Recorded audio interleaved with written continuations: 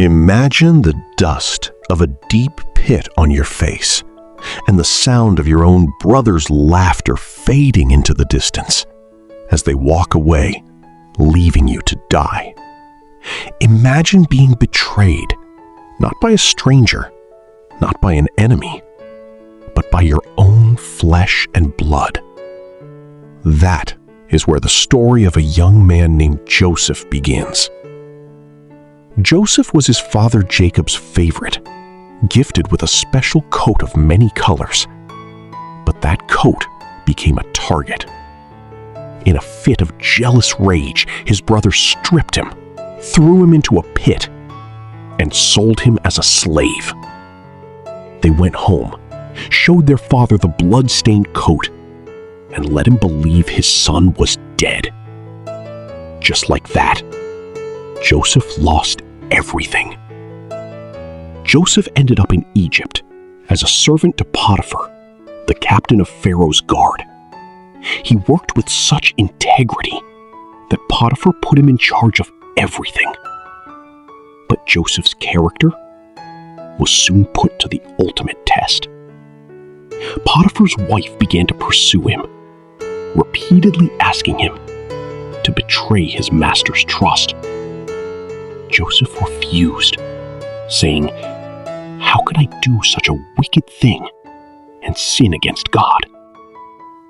One day, she caught him by his cloak, but Joseph fled, leaving his garment behind. Angered by his rejection, she falsely accused him. And despite his innocence, Joseph was thrown into a dark prison. Even in prison, Joseph did not grow bitter. He found himself with Pharaoh's chief cupbearer and chief baker. One morning, he noticed they were troubled because they had both had disturbing dreams. Joseph said to them, "Do not interpretations belong to God? Tell me your dreams." He interpreted the cupbearer's dream, foretelling his restoration, and the baker's dream, foretelling his execution. And everything happened exactly as Joseph said. Joseph asked the cupbearer to remember him, but he forgot. Joseph remained in that prison for 2 long years, waiting on God's timing. Betrayed, enslaved, forgotten in a dungeon. These are blows that would make most people give up. But when Pharaoh himself had dreams that no one could explain, the cupbearer finally remembered Joseph. Joseph was brought before the king, gave God the glory, and revealed the meaning of the dreams.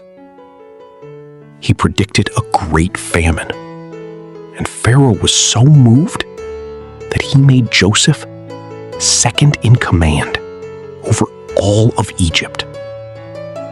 The slave became a ruler overnight. Years later, famine struck, and Joseph's brothers came to Egypt to buy grain, bowing before the very brother they had betrayed. Joseph recognized them, but tested them, asking them to return with their youngest brother, Benjamin. He kept Simeon and sent the others away. When they returned home, their hearts were heavy. They stood before their father Jacob and told him everything. Jacob was devastated, crying out, "Everything is against me." He refused to let Benjamin go, afraid of losing him too. But eventually, hunger forced their return. They came back with Benjamin. Joseph tested them one last time by placing his silver cup in Benjamin's bag. When it was found, Joseph declared that Benjamin must stay as a slave. But this time, they didn't walk away. Judah stepped forward and said, "Take me instead." Seeing this, Joseph could not hold it in any longer. He broke down in tears and cried out, "I am Joseph. Is my father still alive?" The brothers were terrified, but Joseph drew them close and said, "Do not be distressed. You meant to harm me, but God meant it for good, to save many lives." Joseph's story teaches us something we all need to hear today. Your worst moments do not define your destiny. The betrayal was not the end. It was the beginning of a higher purpose. The pit and the prison were just stops on the way to the palace. If this message spoke to your heart, take a moment to subscribe so you don't miss more powerful stories like this. Like this video and share it with someone who needs encouragement today. God bless you, and may your story end in victory.